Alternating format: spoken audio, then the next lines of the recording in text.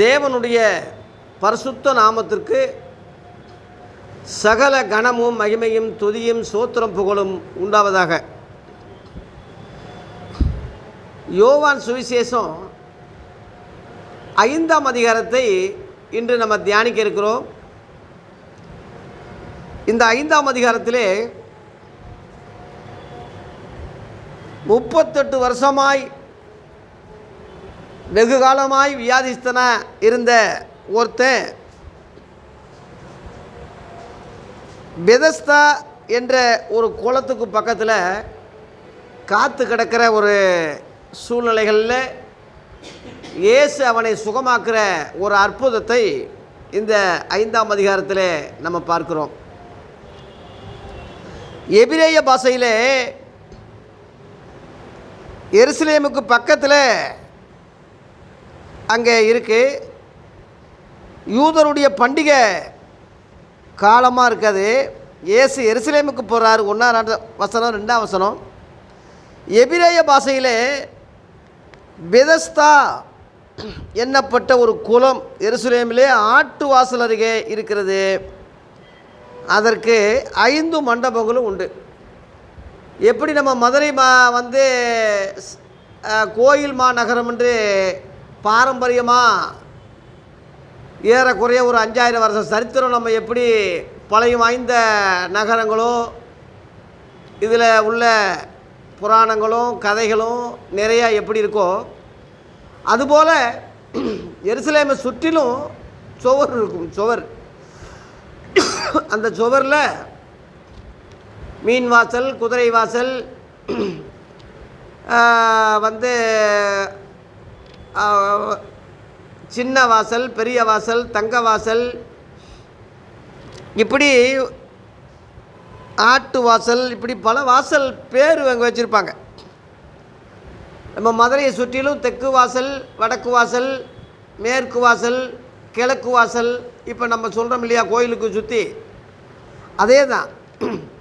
அந்த மாதிரி ஒவ்வொன்றுக்கும் ஒரு வாசல் பேரை வச்சு இருக்கிறாங்க. அங்கே ஒரு குளம் இருக்குது. அந்த பெதஸ்தா குளத்தில் எப்பேற்பட்ட வியாதி உள்ளவனாக இருந்தாலும் தேவ தூதர்கள் வந்து அங்கே கலக்கும்போது அவன் யார் முந்தி இறங்குறானோ அவன் எப்பேற்பட்ட நோயாளியாக இருந்தாலும் சுகமாகிடுவான்னு ஒரு ஐதீகம், அதாவது ஒரு வார்த்தை.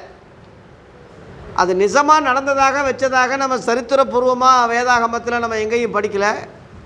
ஆனால் அந்த மாதிரி ஒரு வழக்கு சொல் அங்கே நடந்தது, இருந்திருக்கு. இப்போ நம்ம மீனாட்சம்மன் கோயிலுக்கு நடுவில் தெப்பக்குளம்னு ஒன்று இருக்குது. உள்ள தாமரை தெப்பக்குளம். அதில் வந்து எப்படிப்பட்ட பீடையாக இருந்தாலும் அங்கே இறங்கி குளித்தா சரியாக போயிடும்னு சொல்லி ஒரு ஐதீகம் இருக்குது. இப்போயும் இருக்குது. எத்தனையோ பேர் அதில் குளிக்க வழக்கம் போல் நீராட இல்லாவிட்டாலும் தண்ணி எடுத்து மேலே தெளிச்சுக்கிடுவாங்க. பொற்தாமரை குளம் என்று பேர். விளங்குறதுக்காக இந்த உதாரணம் நான் உங்களுக்கு சொல்கிறேன். அது மாதிரி ஒரு ஐதீகம், எப்பேற்பட்ட வியாதி உள்ளவனாக இருந்தாலும் அந்த தேவதூதன் இறங்கும்போது சுகமாயிடும் சொல்லி ஒரு நம்பிக்கையில் அங்கே ஏகப்பட்ட நோயாளிக சுற்றி இருப்பாங்க. இப்போ ஏர்வாடியில் பார்த்தீங்கன்னா, வேளாங்கண்ணிலையும் ஏர்வாடியிலையும் தர்கா, நாகூர் தர்காவிலையும் பார்த்தீங்கன்னா ஏகப்பட்ட நோயாளிகள் பிசாசு பிடிச்சவங்க சங்கிலியில் கட்டி அங்கே இருப்பாங்க. அது எப்பேற்பட்ட நோயாக இருந்தாலும் ஒரு சிலருக்கு சுகமாகுது, ஒரு சிலர் வருஷ கணக்கில் இருக்கிறவங்க உண்டு. அந்த ஒரு நம்பிக்கை. இந்த மாதிரி ஒரு சூழ்நிலையில் இயேசு கிறிஸ்து அங்கே தேடி போகிறார். குருடர், சப்பானிகள், சூமின உறுப்புடையவர்கள் முதலான வியாதிக்காரர் அநேகர் அங்கே படுத்திருந்து தண்ணீர் எப்பொழுது கலங்குமோ என்று காத்து கொண்டிருப்பாங்க. ஏன்னா சில சமயங்கள்லாம் கன்ஃபார்ம் கிடையாது. சில நேரத்தில் அப்படி தண்ணீர் கலக்கும்போது தேவதூதன் தான் கலக்கிட்டான்னு சொல்லி ஏன் அங்கே இறங்கினானோ அந்த நம்பிக்கை முழுமையாக இருந்தால் அவனுக்கு சுகமாகுதுன்னு ஒரு ஐதீகம். 38 வருஷமாக ஒருத்தன் 5ஆம் வசனத்தில் அங்கே காணப்படுகிறான். படுத்திருந்த அவனை இயேசு கண்டு அவன் வெகுகாலமாய் வியாஸ்தன் என்று அறிந்து. அதாவது பொதுவாக ஒரு 33 வயசுன்னு இயேசுவை வச்சுக்கிங்களேன். 33 தான் இறந்தார். நம்ம ஒரு தோராயமாக ஒரு 33 எடுத்துக்கிட்டாலும் இயேசு பிறக்கிறதுக்கு முந்தையே 5 வருஷத்துக்கு முன்னாடியே வந்து என்ன செய்தவன், அங்கே கூடாரம் போட்டவன். அப்போ எப்படி நம்ம 18 வருஷம் பெரும்பாடு உள்ள சிறிய பார்த்துருக்கோம். 12 வருஷம் ஒரு சகோதரியை இயேசு சுகமாக்கினது பார்த்துருக்குறோம். ஆனால் இந்த மாதிரி 38 வருஷம் சொல்கிறது லாங் லைஃப், லாங் வாழ்க்கை முழுவதும் அதிலேயே கழிச்சிருக்கான் பாவம். இயேசு அந்த வேதனையை பார்க்குறாரு. அவன் வெகு காலமாக நம்பிக்கையோடு அங்கே காத்திருக்கான். அதை பார்க்குறாரு. குளத்தை பார்க்கல, தேவதூதனை பார்க்கல, அவனுடைய பரிதாபங்களை பார்க்குறாரு, அவனுடைய வேதனைகளை பார்க்குறாரு. அங்கே இயேசு நேரடியாக போகிறார். இயேசு அவனை பார்த்து சொத்தமாக வேண்டும் என்று விரும்புகிறாயா என்று கேட்குறார். அப்போ அவனுடைய பதில் விரும்புகிறேன்னு சொல்லணும். விரும்புகிறேயா இல்லை விரும்பலை, சும்மா வீட்டில் உள்ள தொந்தரவு தாங்க முடியாமல் இங்கே ஏதாவது சாப்பாடு ஏதாவது கோயிலுக்குன்னு வர்றவன் கொடுப்பா தின்னுக்கிட்டு இப்படி காலம் கழிச்சிக்கிட்டு இருக்கேன்னு சொல்லி சொல்லலாம். அல்லது உண்மையிலே இருந்தால் சுகமாகிறேன்னு சொல்லலாம். இவனுடைய பதில் எப்படி இருக்குன்னு பாருங்கள். அதற்கு அந்த வியாதிஸ்தன், ஆண்டவரே, தண்ணீர் கலக்கப்படும் போதே என்னை குளத்திலே கொண்டு போய் விடுகிறதுக்கு ஒருவனும் இல்லை. நான் போகிறதுக்குள்ளேயே வேறு ஒருவன் முந்தி இறங்கி விடுகிறான்னு சொல்லி அங்கே சொல்கிறான். அது ஒரு பதில் இல்லையே. இயேசு கேட்டதுக்கு அவன் சரியான பதில் சொல்லலை. அவன் நம்பிக்கை முழுவதும் எங்கே இருக்கு? குளத்தில் இருக்கு. இப்போ சில ஆளுங்க புனித நதின்னு சொல்லி நீராடுவதற்காக உலக பிரகாரமான மக்கள் கங்கைக்கு போகிறாங்க, காசிக்கு போகிறாங்க, ராமேஸ்வரத்துக்கு போகிறாங்க, குற்றாலத்துக்கு போகிறாங்க, பாபநாசத்துக்கு போகிறாங்க. இப்படி உலக மக்கள் பார்க்குறோம் இல்லையா? அதுபோல் கிறிஸ்தவ மக்களும் பார்த்திங்கன்னா எருசலேமில் உள்ள அந்த புனித நதி தான், அங்கே போய் முங்குனா தான் சுகமாகும், புனித நீராடணும்னு சொல்லி முஸ்லீம்களுக்கு எப்படி அந்த காபான்னு சொல்லி ஜம் அந்த அதில் போய் குடிக்கணும்னு சொல்லி அங்கே போகிறாங்க. வருஷத்துக்கு ஒரு முறையாவது அவன் போகாட்டினா, அல்லது வாழ்நாளில் ஒரு முறையாவது போகாட்டினா அவன் முஸ்லீமே கிடையாதுன்னு சொல்லி ஒரு ஐதீகம் இருக்கிறதுனால இன்றைக்கும் அந்த புனித யாத்திரைகள் தொடர்கிறத நம்ம கேள்விப்படுறோம். அதுபோல் கிறிஸ்தவர்களும் சரியான ஒரு புரிதல் இல்லாமல், நம்பிக்கை இல்லாமல், ஒரு மூட பழக்கத்தில் அங்கே யோர்தான் நதிக்கு போகிற மாதிரி இன்றைக்கும் ஒரு வருஷம் டூர் போகிறது உண்டு. அது அரசாங்கம் அதுக்கு சலுகை கொடுக்குறதும் உண்டு. அது ஒரு மதமாக நினச்சிட்டாங்க. எல்லாரும் போல் இது ஒரு மதமாக அரசாங்கம் நினச்சிட்டாங்க. ஆகவே இவன் நம்பிக்கை பாருங்கள், அந்த குளம்தான் அவன் தெய்வமெல்லாம், குளம்தான் அந்த தீர்த்தந்தான். செவம் பண்ணிட்டு போனால் ஒரு வீட்டில், ஐயா இந்த தண்ணியை தெளித்து விட்ருங்கன்னு சொல்கிறாங்க. சில வீடுகளில் தண்ணியை தெளிங்க. அவன் நம்பிக்கை தெளிக்கும் போது அது ஏதோ ஆக போகுதுன்னு சொல்லி அவன் நம்புகிறான்.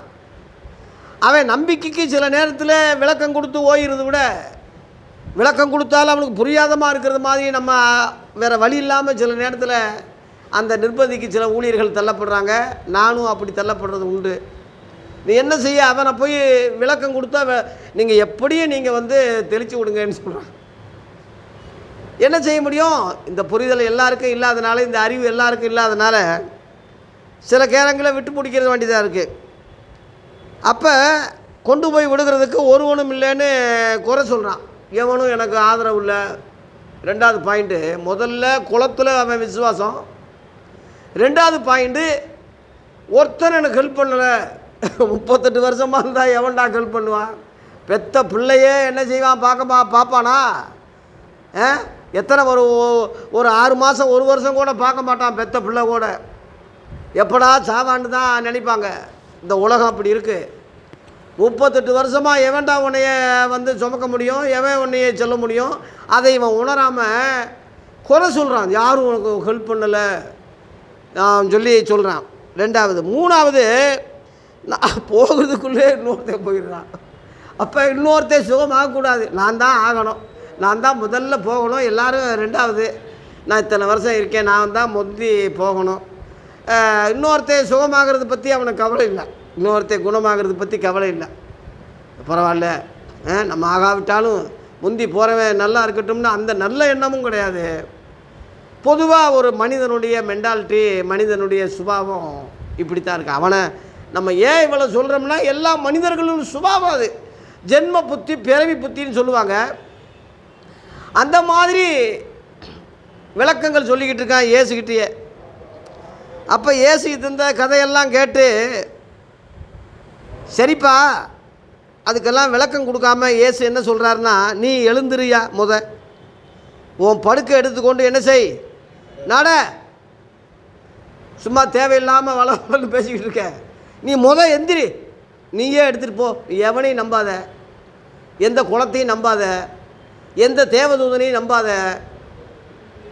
உனக்குள்ளே அந்த விசுவாசம், உனக்குள்ளே அந்த சுகமாக்கக்கூடிய வல்லமை, உனக்குள்ளே அந்த வல்லமையை இருக்கிறத நீ உணராமல் இருக்க, உடனே எழுந்துருன்னு சொல்கிறார். இதுலேருந்து என்ன தெரியுதுன்னா, அவன் விசுவாசம் வச்சானா என்று கூட நம்ம இங்கே படிக்கலை. அவன் கூப்பிட்டான் சுகமாக, ஆண்டவர் தாவீதின் குமாரனே எனக்கு இறங்க முடியும், எத்தனையோ பேர் கூப்பிட்ட மாதிரி கூப்பிடல, இவராக போகிறாரு. அவன் ஒரு கிறிஸ்தவனும் அல்ல, ஏதோ ஒரு மத நம்பிக்கையில் இருக்கான்.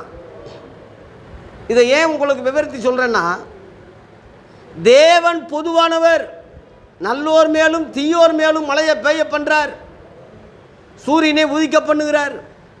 அவன் எந்த ஜாதியாக இருந்தாலும் எந்த மதமாக இருந்தாலும் வெகு காலமாக அவன் கஷ்டப்படும் போது, துன்பப்படும் போது, அவனுக்குள்ள ஒரு சரியான அறிவு இல்லாவிட்டாலும், புரிதல் இல்லாவிட்டாலும், சரியான அறிக்கை இல்லாவிட்டாலும், விசுவாசமே இல்லாவிட்டாலும், தேவன் இறக்கப்பட்டு அவர் கண்களில் தயவு கிடைச்சது தான். இவன் மேல் இரக்கமாக இருக்க சித்தமாயிருப்பேனோ அவன் மேல் இரக்கமாயிருப்பேன். எவனுக்கு இறங்குறவனோ அங்கே நான் இறங்குவேன், எவனை நான் கடினப்படுத்தணுமோ அவனை கடினப்படுத்துவேன். இப்போ உதாரணமாக பார்வோனுடைய இருதயத்தை கர்த்தர் என்ன செய்தார், கடினப்படுத்தினார்னே இருக்குது. பழைய ஏற்பாட்டில் படிக்கிறோம். பார்வோன் என்ன, அவன் கிறிஸ்தவனா? அவன் பழைய ஏற்பாடுக்காரங்க எவனும் கிறிஸ்தவன் கிடையாது, அவன் புறஜாதி, அவன் உலக பிரகாரமான ஆள். தேவன் அங்கே ஈடுபடுறாரு, சில ராஜாக்களோடு எல்லாம் பேசியிருக்காரு. இப்போ சாரால தூக்கிட்டு போன ஒருத்தனோட கர்த்தரே பேசுகிறாரு. அவன் இன்னொருத்தன் மனைவி, அவனை போய் ஒழுங்காக விட்டுருன்னு சொல்லி கர்த்தரே பேசுகிறாரு. அப்போ தேவன் நம்ம தான், நமக்கு தான் கடவுள், இஸ்ரவேலின் தேவன் சொல்லி பழைய ஏற்பாட்டுக்காரன் குலசாமின்னு உரிமை பாராட்டுற மாதிரி நம்மளும் கிறிஸ்தவங்களும் தப்பாக, நம்ம இந்துக்களுக்கெல்லாம் கடவுள் கிடையாது, நம்ம ஆண்டவர் நமக்கு தான் சொந்தம், நம்ம இயேசு நம்ம தெய்வம், நம் தேவன் பாட்டு பாடி மற்றவனா பிசாசினி பிள்ளைகள்னு சொல்லி தீர்ப்பு சொல்கிறோம். அதனால் தேவ பிள்ளைகளே, நான் ஏன் சொல்கிறேன்னா, எல்லாருக்கும் சூரியனை கொடுக்குறவர், காற்றை கொடுக்குறவர், மழையை கொடுக்குறவர், எல்லார் மேலேயும் அவர் இரக்கமாக இருக்கார், எல்லார் மேலேயும் கிருபையாக இருக்கிறாரு, எல்லாரையும் அவர் வெகு காலம் சொல்லி இறக்கப்பட்டு சுகமாக்கின மாதிரி, எந்த ஒரு நிபந்தனையும் அங்கே இல்லாதபடி சுகமாக்கின மாதிரி, எத்தனையோ பேர் இந்துக்கள்லே முஸ்லீம்களே அந்த வேதனைகளை கண்ணீரை பார்க்குறாரு. எத்தனையோ பேருக்கு சுகம் கிடைக்குது இல்லையா? ஆனால் அவன் எதை நம்புகிறானோ அதை கொடுக்குற மாதிரி அவன் நினைப்பு. ஒருவேளை தேவதூதனாக கூட இவர் இருக்கலாம்னு ஒருவேளை அவன் நினைச்சானோ என்னமோ, அல்லது ஏதோ கலக்கி இருக்கும் போல் இருக்குன்னு நினைச்சானோ, அவன் நம்பிக்கையை தாறுமாறாக இருக்கலாம். அதான் உங்களுக்கு முன்னாடியே சொன்னேன், ஓசியா புஸ்தகத்தில் என்னைய திராட்சை ரசத்தை அவங்களுக்கு நான் ஆசீர்வதித்தேன், ஆனால் அவங்க அதை பாகாலுடையதாக ஆக்கினாங்க, என்னை நினைக்கல, மறந்துட்டாங்கன்னு சொல்கிறாரு. அதுக்காக திரும்ப அவங்களுக்கு ஆசீர்வதிக்காமல் அப்படியே போங்கடான்னு சொல்லலை.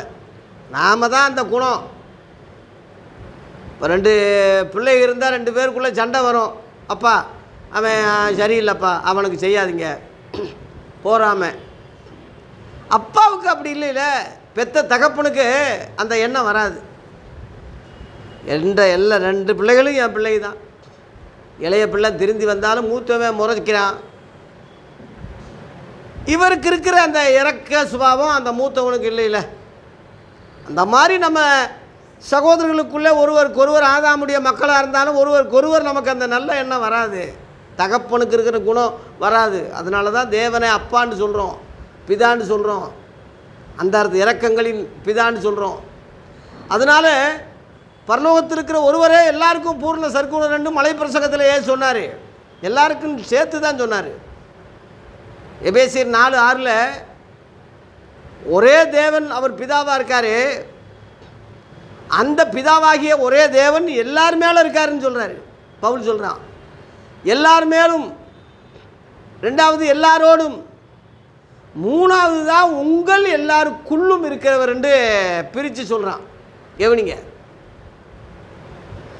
ரோமர் 3:29 தேவன் யூதருக்கு மாத்திரமா தேவன், புறஜாதிகளுக்கும் அவர் தேவன் அல்லவா? ஆம், புறஜாதிகளுக்கும் அவர் தேவன் தாண்டு ஒரு பெரிய ஊழியக்காரை அடித்து சொல்கிறான். அதனால் இரக்கங்களின் பிதாவாகிய அந்த தேவனுடைய குணம்தான் இயேசுவுக்கு இருந்ததுனால அவன் சுகமாகி போகிறான். உடனே அவன் அந்த மனுஷன் சொஸ்தமாகி, பாருங்க 9, உடனே அந்த மனுஷன் சொஸ்தமாகி தன் படுக்கை எடுத்துக்கொண்டு நடந்து போனான். அந்த நாள் எப்படி நாளாக இருந்தது? ஓய்வு நாளாக இருந்தது.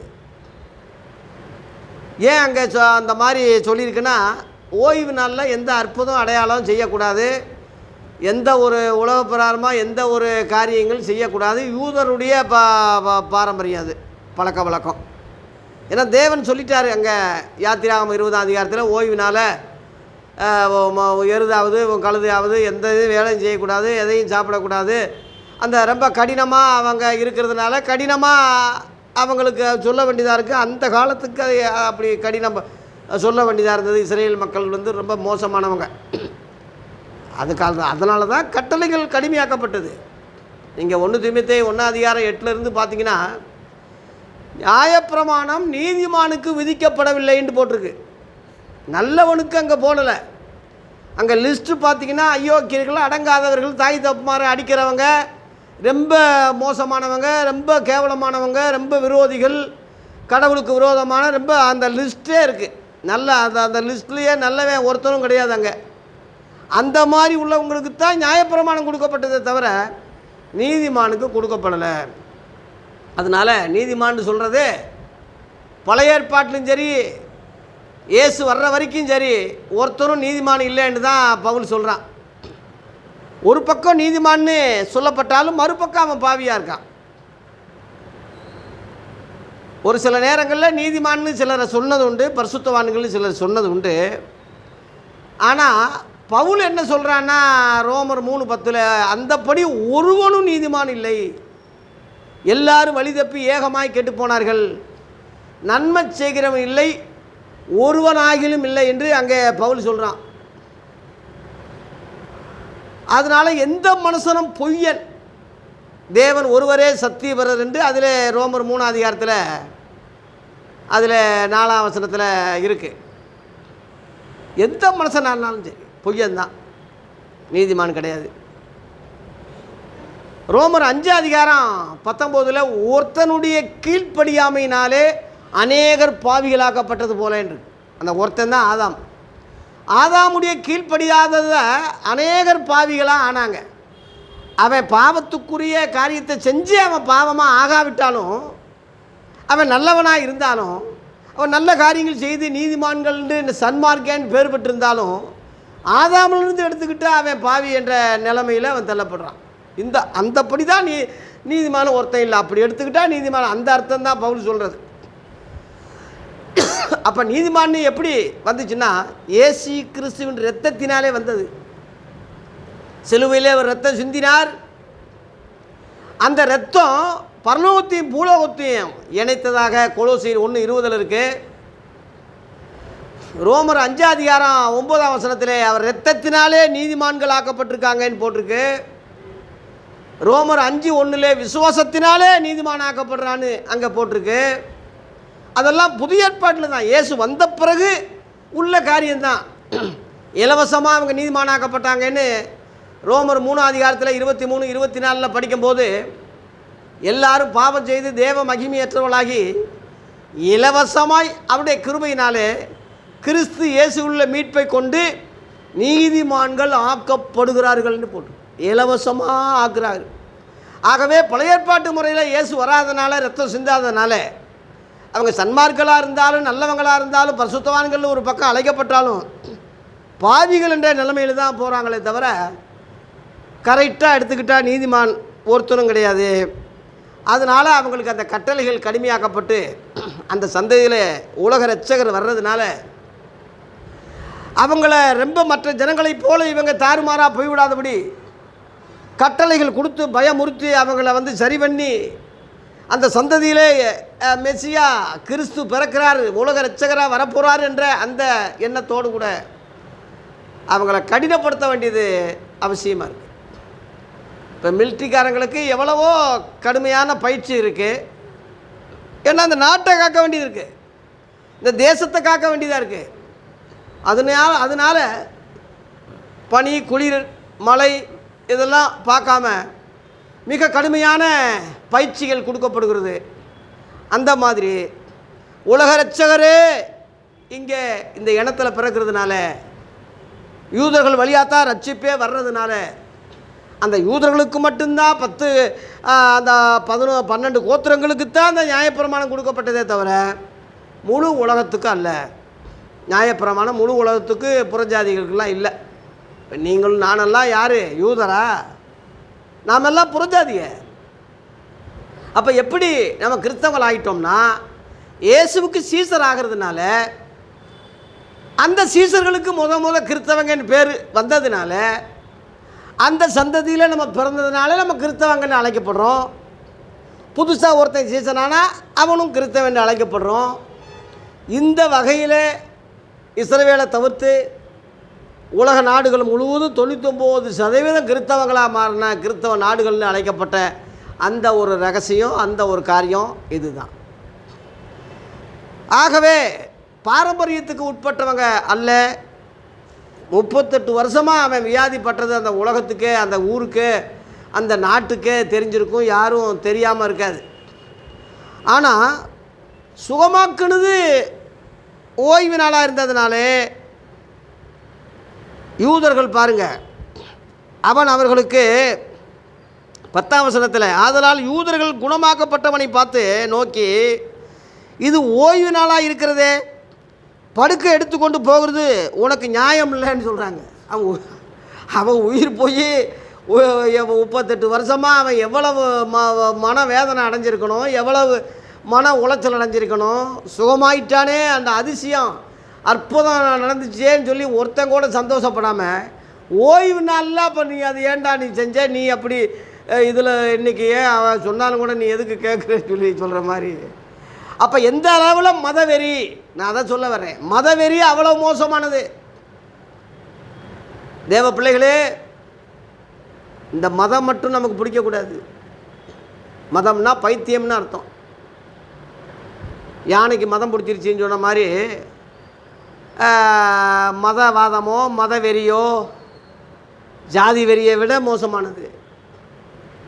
அதனால தான் நம்ம மதவெறி உள்ள அரசாங்கங்களை எதுக்குறோம், மதவெறியை கட் பண்ணுறோம். மதவெறின்னு ஒருத்தன் பார்த்தான்னா அங்கே இரக்கமே இல்லையே, மனிதாபிமானமே அங்கே இல்லையே. இயேசு கிறிஸ்து உதாரணம் சில நேரத்தில் நல்ல சமாரியன் ஊமைகள் நம்ம சொல்கிறோம் இல்லையா. லேவியன் வர்றான், விலகி போகிறான்.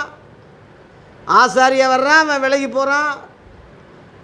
அப்புறம் சமாரியன் ஒருத்தன் மனது உருகி அவனுக்கு உதவி செஞ்சான்னு ஊமையிலேயே சொல்லி, இந்த 3 பேரில் யார் உனக்கு நல்லதாக தெரியுதுன்னு சொல்லும் போது உதவி செய்தவன் தான் அந்த சமாரியன் தான். சரி, நீயும் அதே மாதிரி செய்யின்னு சொல்கிறார். அது அர்த்தம் என்னென்னா, யூதனை அவர் பார்க்கல, லேவியனை பார்க்கல, ஆசாரியனை பார்க்கல, மத அடிப்படையில் பார்க்கல. மத அடிப்படையில் அவனுக்கு கொட்டுண்ட ஆளுகளுக்கு உதவி செய்யக்கூடாது, அடிப்பட்டவனுக்கு அந்த காயத்தை தீட்டுப்படுத்தக்கூடாது, அப்படியெல்லாம் நியாயப்பிரமாணம் பழைய ஏற்பாட்டில் சட்டங்கள் இருக்குது. ஆனால் அதை விட மனிதாபிமானம் உயர்ந்தது என்பது அர்த்தத்துக்கு தான் இயேசு வந்து புதிய சத்தியத்தை சொல்லி கொடுத்தார். அதனால தான் நம்ம புதிய ஏற்பாடுன்னு சொல்கிறோம். பழைய அனுசரிச்சிருந்தால் அவர் அதை சொல்லியிருக்க மாட்டார். அதனால் யோவான் 13ஆம் அதிகாரத்தில் புது கற்பனையை உங்களுக்கு சொல்கிறேன்னு சொல்கிறாரு, புதுசு சொல்கிறேன்னு சொல்கிறாரு. அதனால் அதான் புதிய ஏற்பாடுன்னு சொல்கிறோம், புதிய உடன்படிக்கைன்னு சொல்கிறோம். ஆகவே தேவ பிள்ளைகள் இந்த வித்தியாசங்களை புரியாதபடி மொத்தமாக நம்மளும் மத அடிப்படையில் போகிறதுனால இன்ன வரைக்கும் ஞாயிற்றுக்கிழமை ஓய்வு நாள் தானே சொல்லிக்கிட்டு இருக்கான். இப்போ இது வேறு, இந்த கொடுமை வேறு இருக்குது. ஆண்டவரே இந்த ஓய்வு நாளுக்காய் ஸ்தோத்திரம் ஆண்டவரே, ஞாயிற்றுக்கிழமை ஓய்வு நாள்னு சொல்லி தோத்திரம் பண்ணுறவன் எத்தனை பெந்தேகோஸ்காரன், எத்தனை சிஎஸ்காரன் ஓய்வு நாள் பாடசாலை நடத்துகிறானே, ஓய்வு நாள் பள்ளி நடத்துகிறானே. ஓய்வு நாள்லாம் சனிக்கிழமை, ஞாயிற்றுக்கிழமை கிடையாது. ஞாயிற்றுக்கிழமை வாரத்தின் முதல் நாள். அன்னைக்கு இயேசு உயிர்த்தெழுந்தார். மத்தேயு 28 போட்டிருக்கு, ஓய்வு நாள் முடிந்து வாரத்தின் முதலாம் நாள் விடிந்து வருகையில் இயேசு உயிர்த்தெழுந்தார்ன்னு இருக்கு.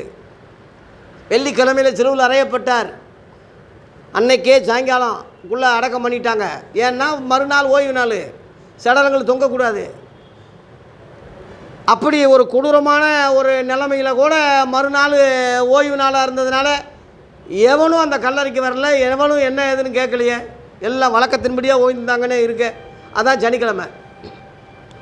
அதிகாலையில் மகதலேனா மரியா, ஏன்னா ஞாயிற்றுக்கிழமை வந்துருச்சு, ஓய்வு நாள் முடிஞ்சிருச்சு, இயேசு உயிர்த்தெழுறாரு. இயேசு உயிர்த்தெழுந்த அந்த நாளைத்தான் ஆதி அப்போஸ்தலர்கள் ஆராதனை நாளாக வச்சுக்கிட்டாங்க. அப்போஸ்தலர் 20:7 இருக்குது, வாரத்தின் முதல் நாளிலே சீசர்கள் அப்பம் பிக்கும்படி மேல் வீட்டிலே கூடி வந்தாங்கன்னு போட்டிருக்கு. அப்போஸ்தலர் 20:7 இருக்குது. அதனால்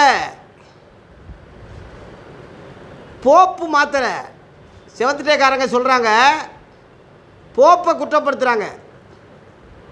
போப்பு வந்து மாற்றிட்டாரு, நாட்களை மாற்றுவேன் அப்படின்னு தானியலில் போட்டிருக்குல்ல, அந்த மாதிரி வந்து ஆராதனை முறைகளை மாற்றி நாட்களை மாற்றிட்டாரு, ஓய்வு நாளில் மாற்றிட்டாரு, ஞாயிற்றுக்கிழமையாக மாற்றிட்டாரு. போப்பு மாற்றலை, ஆதி அப்போஸ்தலர்கள் அந்த நாளை ஆராதனை நாளாக வச்சுக்கிட்டாங்க. இதை பாருங்கள், அப்போஸ்தலர் 20:7 படிங்க.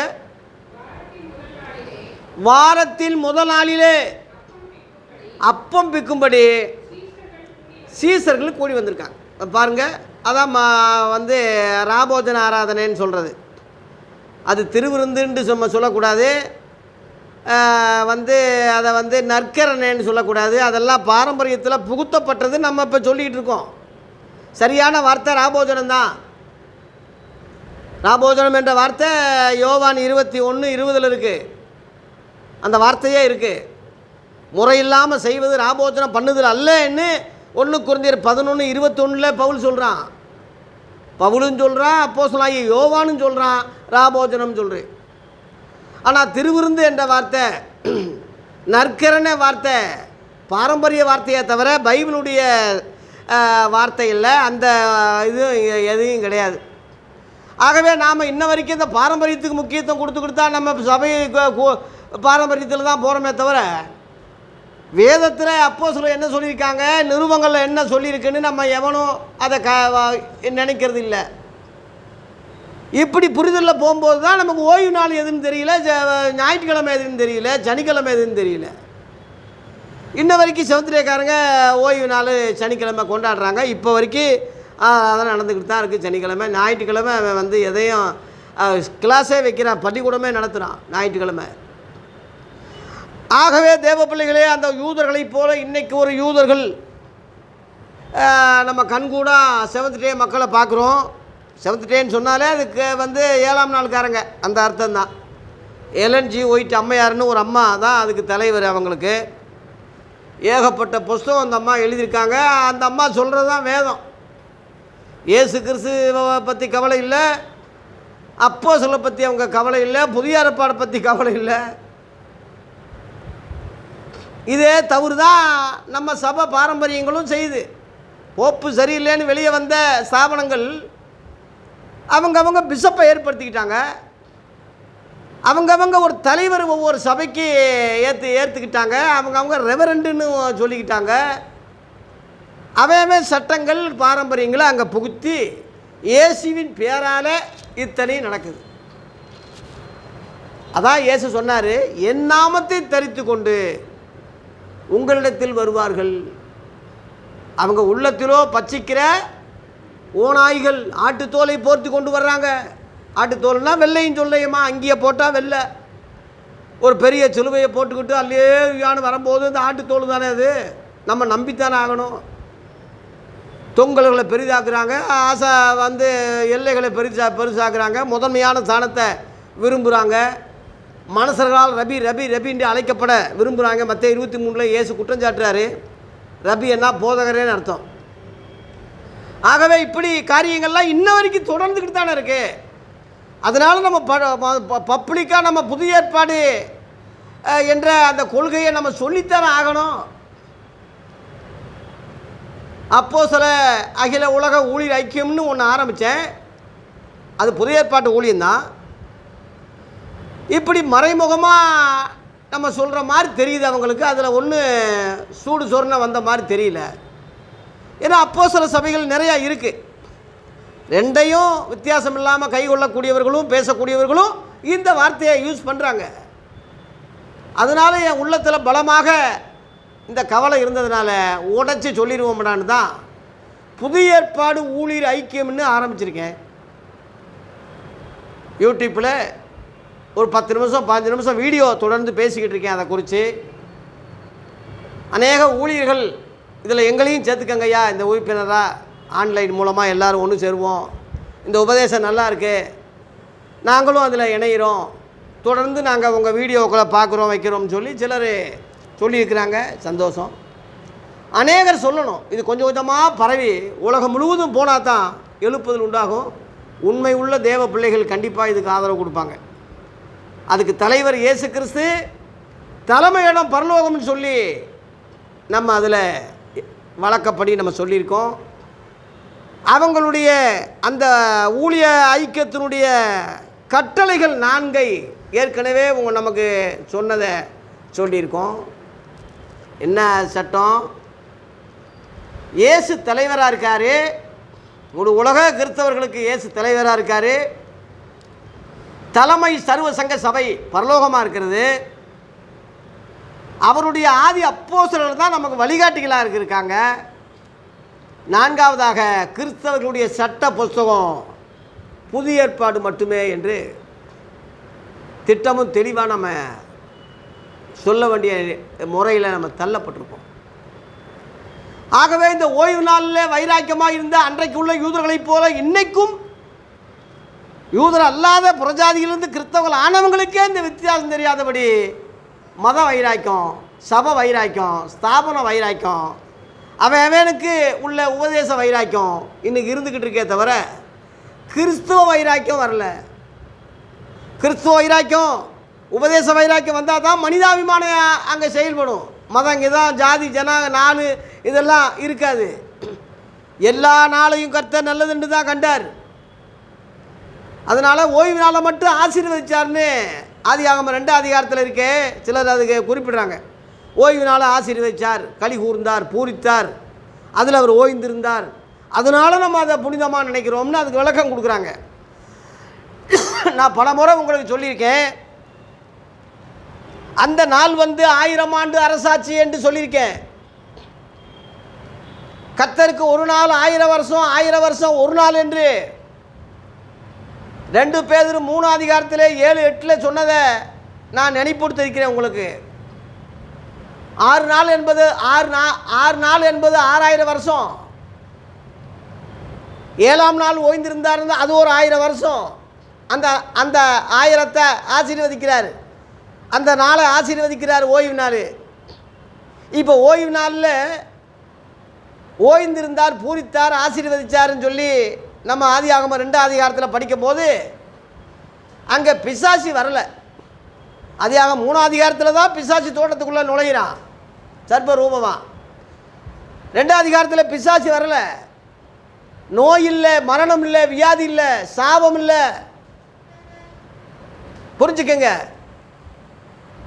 அதே நாள், அதே சூழ்நிலை, அந்த ஆசீர்வதிக்கப்பட்ட அதே நாள் திரும்ப வரப்போகுது. அதுக்கு அடையாளமாக தான் அந்த 7ஆம் நாளை ஆசீர்வதிச்சார். இதை கூட்டி செட்டப் பண்ணி நான் சொல்லலை. எபிரேயர் 4ஆம் அதிகாரத்தில் உள்ளது நான் சொல்கிறேன். எபிரேயர் 4ஆம் அதிகாரத்தில் வீட்டில் போய் பார்த்தீங்கன்னா ஓய்வு நாளை பற்றி அங்கே போட்டிருக்கு. அங்கே அப்போஸ்தலர்கள் எழுதியிருக்கிறாங்க.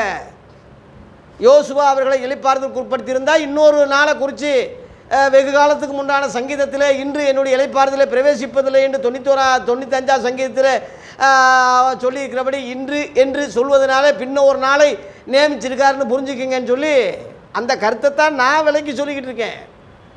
அதில் 9ஆம் வசனத்தில் தேவனுடைய மக்களுக்கு இனிமேல் தான் இளைப்பாறுதலை வரப்போகுதுன்னு போட்டிருக்கு. தேவன் ஓய்ந்தது போல மக்களும் ஓய்ந்திருக்கணும். அதுதான் 1000 ஆண்டு அரசாட்சி. அது ஒரு நாள். அது வெளிப்படுத்தல் 20ஆம் அதிகாரத்தில் போட்டிருக்கு. 20ஆம் அதிகாரத்தில் அந்த 1000 வருஷம் அரசாட்சி நடந்ததாக 4ஆம் வசனத்தில் இருக்குது. அதுக்கு முன்னாடி சாத்தான சங்கிலினாலே கட்டி பாதாளத்திலே தள்ளி அடைத்தார்னு போட்டிருக்கு. சாத்தானே இல்லைன்னு சொல்லும்போது அந்த நாடு நல்லா தானே இருக்கும். 4ஆம் வசனத்திலே 1000 வருஷம் அரசாட்சி செஞ்சாங்கன்னு போட்டிருக்கு. அதில் 6ஆம் வசனத்தில் 1000 வருஷம் அரசாட்சி செஞ்சாங்கன்னு போட்டிருக்கு. அதில் 7ஆம் வசனத்தில் அந்த 1000 வருஷம் முடியும் போது சாத்தான் கட்டவிழ்க்கப்படுறான்னு அங்கே போட்டிருக்கு. கவனிங்க, அந்த நாள் தான் அது ஏசாயா 11ஆம் அதிகாரத்தில்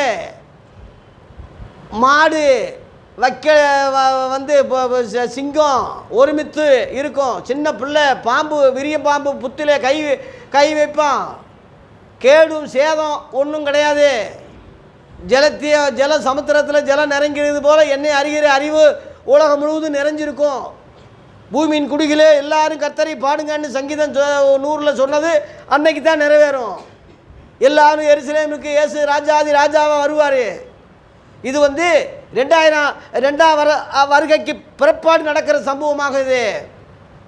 வெளிப்படுத்தல் 19ஆம் அதிகாரத்தில் 2ஆம் வருகையில் வரும்போது அர்மதேகன் யுத்தம் நடக்குது. பிசாசும் அந்தி கிறிஸ்துவும் கள்ள தீர்க்கதரிசி 3 பேர் கூட்டணி சேர்ந்து யுத்தத்துக்கு வர்றாங்க. 3 பேரையும் கர்த்தர் பிடிக்கிறாரு. 3 பேரையும் பிடிச்சி வெளிப்படுத்தல் 19:20 மிருகமாகிய அந்தி கிறிஸ்துவையும் கள்ள தீர்க்கதரிசியும் அக்கினி கடல்லே தள்ளப்பட்டாங்கன்னே போட்டிருக்கு. அதில் தெளிவாக போட்டிருக்கு. 20ஆம் அதிகாரத்தில் வெளிப்படுத்தல் 20ஆம் அதிகாரத்தில் சாத்தானை மட்டும் கட்டி 1000 வருஷம் வரைக்கும் பாதாளத்தில் தள்ளுறாரு, அக்கினி கடலுக்கு தள்ளலை. ஏன்னா அவன் பார்க்கட்டும், அறியட்டும், 1000 ஆண்டு அரசாட்சி நம்ம கெடுத்துட்டோம், பழிக்கு பெருகி பூமியை நிரப்புங்கன்னு ஆதியாகமம் 1:26 கர்த்தர் ஆசீர்வதிச்சார்ல, நடக்காமல் செஞ்சிட்டான்ல. அப்படியே அவங்களில் 2 பேரில் இவனையும் சேர்த்து அக்கினி கடலுக்கு தள்ளி இருந்தால் ஒரு திருப்தியாக போயிருப்பான். ஆண்டவர் ஆசீர்வதிச்சதை நம்ம கெடுத்துட்டோம், நடக்காமையே செஞ்சிட்டோம், நம்ம தாண்டா ஜெயித்தோம் அப்படின்னு போயிடுவான். அதனால் அவன் அக்னி கடலில் உடனே தள்ளாமல் இந்த 1000 வருஷம் ஆச்சு ஆதாமை கொண்டு ஏவாளை கொண்டு நான் ஆசீர்வதித்ததை இதே பூமியில் 2ஆம் ஆதாமாகிய இயேசுவை கொண்டு அவருடைய மனவாட்டியாகி சபை ஏவாளை கொண்டு இதே பூமியில் நான் ஆட்சி செய்வேன் நீ பாடுறான்னு சொல்கிறது தான் இந்த அர்த்தம். அப்புறம் கட்டவிழ்க்கப்படுறான்ல வெளிப்படுத்தல் 20:7. அப்போ அவன் புத்தி பாருங்கள், திரும்ப யுத்தத்துக்கு வர்றான். அப்போ 9ஆம் வசனத்திலே தேவனே பொறுக்க முடியாமல் மேலேருந்து அக்கினி இறக்குறாரு. தேவன் இறக்குறாரு, அக்கினி முழுசும் அழியப்படுது. அதுக்கு பிறகு 10ஆம் வசனம் பிசாசிய அக்கினி கடலில் தேவன் தள்ளுறாரு, இயேசு தள்ளுறாரு. அப்புறம் மரித்தோர்கள் எல்லாரும் வந்து நிற்கிறாங்க. 11ஆம் வசனம் 12ஆம் வசனத்திலே புஸ்தகங்கள் திறக்கப்படுது. ஜட்ஜ்மெண்ட், கடைசி வெள்ளை சிங்காசனம் ஜட்ஜ்மெண்ட் நடக்குது. 15ஆம் வசனத்தில் ஜீவ புஸ்தகத்தில் பேர் எழுதப்படாத எவனோ அவன் அக்னி கடலில் தள்ளப்பட்டான் என்று அங்கே முடியுது அந்த வசனம். இயேசு தான் நியாயாதிபதியாக இருந்து ஆட்சி அந்த நியாயந்தீர்ப்பு செய்ய போகிறாரு வெள்ளை சிங்காசனத்தில். கடைசி ஜட்ஜ்மெண்ட்டு அதுதான். அதனால் இந்த 1000 ஆண்டுன்னு சொல்கிறது, அந்த ஓய்வு நாள்னு சொல்கிறது, அந்த ஆசீர்வாதம்னு சொல்கிறது இனி வரப்போகிற 1000 ஆண்டு அரசாட்சிக்கு தான் அடையாளமே தவிர இன்றைக்கி எழுத்தின்படி உள்ள நாள் கிடையாது. எழுத்து கொள்கிறது, ஆவியோ உயிர்ப்பிக்கிறது. எழுத்து வந்து மதம் கொண்டுகிட்டு இருக்கு. இப்போ ஆவிக்குரியதுன்னா உண்மையான ஆவிக்குரியவர்கள், உண்மையாக தேவனுடைய பிள்ளைகள் மனிதனைத்தான் பார்ப்பானே தவிர, எல்லா ஆவிகளும் என்னுடையதுன்னு சொன்னாரே, எல்லாரும் கடவுளுடைய மக்கள்னு நினைப்பானே தவிர, மத அடிப்படையில் பிரித்து பார்க்கவோ, ஜாதி அடிப்படையில் பிரித்து பார்க்கவோ, வையவோ திட்டவோ குறை சொல்லவோ மாட்டான். அப்படி சொன்னால் அவன் மதவாதி, மத வெறியில் சிக்கிக்கிட்டான்னு அர்த்தம். அதுக்கு முன்னோடி யூதர்கள். இவ்வளோ பெரிய அற்புதம் நடந்தாலும் கூட அதை பற்றி கவலை இல்லாமல், நியாயம் இல்லைப்பா, நீ போகிறது நியாயம் இல்லைன்னு சொல்கிறாங்க. அப்போ அவன் எதற்கு 12ஆம் வசனத்திலே ஒன்று படுக்கை எடுத்துக்கொண்டு நட என்று உன்னுடனே சொன்னேன். மனுஷன் யார் என்று கேட்குறாங்க. சொஸ்தமாக்கப்பட்டவன் அது இன்னாருன்னு எனக்கு தெரியாது, ஏன்னா ரொம்ப கூட்டமாக இருந்ததுனால இயேசு விலகி இருந்தார்னு இருக்கு. இயேசு விளம்பரப்படுத்துகிறவர் அல்ல. நான் தான் போட்டோ எடுங்க, வீடியோ எடுங்க, நான் தான் இந்த அற்புதம் செஞ்சுட்டேன்னு முன்னாடி வர்றவர் இல்லை. ஒதுங்கி போகிறார், விலகி போகிறார். இவ்வளோ பெரிய அற்புதம் செஞ்சுருக்கார், நான் தான் உலகத்துக்கு காட்டலை. இரக்கத்தில் செஞ்சார் தவிர அவரை மெஸ்ஸியாண்டு ஜனக சீக்கிரம் நம்பிடணும் முறையில் அவர் வெளிச்சத்துக்கு வரல. ஒருவேளை அடிக்காமல் போயிட்டாங்கன்னா, நம்பிட்டாங்கன்னா அவர் வந்த நோக்கம் நிறைவேறாமல் போயிடும். அந்த அடிப்படையில் கடந்து போனார், விலகி போனார், ஒதுங்கி இருந்தார், மறைஞ்சிருந்தார்லாம் நம்ம பார்க்குறோமே தவிர, மற்றபடி அவர் வெளி உலகத்துக்கு இன்றைக்கி உள்ள மாதிரி தம்பலம் அடிக்கிறவர் இயேசு அல்ல. அதுக்கு பின்பு இயேசு அவனை பார்த்து தேவாலயத்தில் பார்க்குறாரு. இதோ நீ சொஸ்தமானாய், அதிக கேடானது ஒன்றும் உனக்கு வராதபடி இனி பாவம் செய்யாதே என்றார். இதே வார்த்தை கையும் மெய்யுமாக பிடிக்கப்பட்ட ஒரு சகோதரிக்கு இயேசு சொன்னார். யோவான் 8:11, நீ போ, இனி பாவம் செய்யாத, நானும் உன்னை ஆக்கினிக்குள்ளாக தீர்க்கிறதில்லை, போம்மா. அப்போ அந்த பாவத்துக்கு தண்டனை யார்? மன்னிச்சு விட்டுட்டேயா, கொடுக்கறது யார்? உன்னை மாதிரி எல்லாரும் இருக்க முடியுமா? ஒருத்தன் ஹோட்டலில் சாப்பிட்றான், காசு கொடுக்க முடியல, ஐயோ காசு மறந்து வச்சுட்டேன், ஐயோ அப்பான்னு கத்துறான். அவனுக்கு தண்டனை கொடுக்குற மாதிரி அந்த ஹோட்டல் காரங்க அதிபர்கள் வர்றாங்க. அதில் ஒருவர் இறக்கப்பட்டு, ஐயா பாவம், அவனை ஒன்றும் செய்யாதீங்க, அவனை மன்னிச்சு விட்டுருங்கன்னா சொல்கிறவர் ஒரு பெரிய ஆள், ஒரு கெப்பாசிட்டியான ஆள். அப்போ அந்த ஹோட்டல்காரங்க சரி இப்போ இவர் தான் சரி கட்டுவார் போல் இருக்கு, காசு கொடுப்பார் போல் இருக்கு, அதானே நியாயம். அவங்க மன்னிக்கலை, இவர் ஒரு பெரியவர் இறக்கப்பட்டு மன்னிக்கிறாரு அப்படின்னா இவர் தான் அதுக்கு பொறுப்பு. இவர் தான் ஜாமீன் கையெழுத்து போட்டவனை தான் அவன் கொடுக்காட்டினா ஜாமீன் கையெழுத்து போட்டவனை தான் பொறுப்புன்னு சொல்லுவாங்க. ஏசு ஜாமீன் ஏற்றாரு அந்த பாவத்துக்கு, அப்போ இவர் தான் பொறுப்பு. அந்த பாவத்தை இவர் சுமக்கணும். இந்த வியாதி சுகமாயிட்டார், இந்த வியாதியை இயேசு சுமக்கணும். அதான் ஏசாயா 53ஆம் அதிகாரத்தில் நோய்களை சுமந்தார், பாவங்களை சுமந்தார், அக்கிரமங்களை சுமந்தார், நமக்காக அடிபட்டார், நமக்காக நொறுக்கப்பட்டார். இந்த 2 டேஸில் நாங்கள் நினைவு கூறுறோம்னு சிலர் பெருசாக சொல்கிறாங்க. ஏற்கனவே நினச்சிக்கிட்டே இருக்கிறவனுக்கு நினைவு கூறணும்னு தேவையான்னு கேட்குறேன். உன்னை மறந்தால் தானே நினைப்பதற்கு எழுதுகிறான். உலக பிரகாரமாக ஒருத்தன் சாவுக்கு நாங்கள் தான் எப்பயுமே நினைக்கிறோம் ஐயா, வருஷத்தில் ஒரு நாள் தான் நாங்கள் நினைக்கிறோமா? ஒருத்தன் விளக்கம் கொடுக்குறான். அது மாதிரி ஒரு வருஷம் முழுவதும் நினைக்காமல் இருந்து, அதை பற்றியே பேசாமல் இருந்து, கவலையே படாமல் இருந்து, வருஷத்தில் ஒரு நாள் உபவாசம் பண்ணி நாங்கள் அன்னைக்கு தான் நினைக்கிறோம்னா இது நியாயமானு கேட்குறேன். ஆதி அப்போஸ்தலர்கள் இந்த லெந்து டேஸை கொண்டாடினாங்களா, புனித வெள்ளியை கொண்டாடினாங்களா, இல்லை வருஷத்துக்கு ஒரு முறை நினைவு கூறுதலில் ஏதாவது ஒரு பண்டிகை வச்சு கொண்டாடினாங்களா, ஒரு கூட்டம் வச்சாங்களா? என்றைக்குமே அதுக்காக சிலுவையை விட்டு விலகலை. சிலுவையை அவங்க வேண்டாம்னு சொல்லலை. சிலுவையின் பற்றின உபதேசம் கெட்டு போகிறவனுக்கு பைத்தியமாக இருக்கிறது. ரட்சிக்கப்படுகிற நமக்கோ அது தேவபலனாக இருக்குன்னு சொல்லி 1 கொரிந்தியர் 1:18 சொன்னாங்க. அதுலேயே 23ஆம் வசனத்திலே சிலுவையில் அறையப்பட்ட இயேசுவை பிரசங்கிக்கிறோம் அப்படின்னு சொல்கிறாங்க. 1 கொரிந்தியர் 2ஆம் அதிகாரத்திலே அந்த சிலுவையில் அறையப்பட்ட இயேசுவை தவிர வேறு ஒன்றையும் நீங்கள் அறியாதிருக்க விரும்புகிறேன், அதுதான் வேண்டும் அப்படின்னு சொல்கிறாங்க. மகிமின் கர்த்தர் அவங்க சிலுவில் வந்து அறியாமல் தான் அடித்தாங்க, இல்லாட்டினா அடிச்சிருக்க மாட்டாங்க. ஏன்னா அதில் 8 இருக்குது. கலாத்தியரில் சிலுவில் அறைய வந்து சிலுவை குறித்து எல்லாமே வேறு ஒன்றையும் குறித்து மேன்மை பாராட்டாது இருப்பேனாக. அவரால் உலகத்தில் சிலுவில் அறையப்பட்டிருக்கேன். பிலிப்பியர் 3:18 அநேகர் சிலுவைக்கு பகஞ்சர், வேறு வழியாக போகிறாங்கன்னு சொல்லி அங்கே குற்றம் சாட்டுறாரு. நான் அனுதினமும் சாகுறேன், எப்பயுமே இயேசுவின் பாடு மரணங்களை சுமந்து திரிகிறேன்னு சொல்லி பவுல் சொல்கிறான். ஆதி அப்போஸ்தலருடைய நிலைமைகள் அனுதினமும் அந்த பாடு மரண சிலுவையைத்தான் நினைச்சாங்களே தவிர, வருஷத்தில் ஒரு நாள் நினைக்கிறவனுக்கு அனுதினமும் நினைக்கிறவன் கிட்ட வருஷத்துக்கு ஒரு முறை நினைக்கிறோம்னா அவன் ஏற்றுக்கிற மாட்டான்.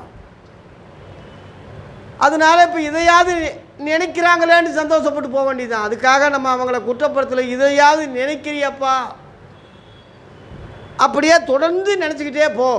வருஷத்தில் ஒரு நாள் மட்டும் நினைக்கணும்னு அவசியம் இல்லை. எப்பயுமே அந்த சிலுவை என் முன்னே, உலகம் என் பின்னே. ஆகவே சிலுவையை சுமந்து என்னை பின்பற்றி வராதவன் சீசனாக இருக்க மாட்டான்னு சொன்ன மாதிரி அனுதினமும் சொன்னார். அனுதினமும் என்னை இப்போ வந்து சிலுவை எடுத்துக்கொண்டு பின்பற்றுன்னு சொன்னார். மத்தேயு 16:24 அனுதினம்னு சொன்னார். வருஷத்தில் ஒரு நாள் சொல்லலை. அப்படி வருஷத்தில் ஒரு நாள் கொண்டாடுறவனை கலாத்தியர் 4:10 நாட்களையும் வருஷங்களையும் பார்க்குறீங்களே, கிழமைகளையும் பார்க்குறீங்களே, மாதங்களை பண்டிகைலாம் கொண்டாடுறீங்களே, உங்களுக்காக நான் பட்ட பிரயாசமெல்லாம் வீணாக போயிடுச்சே.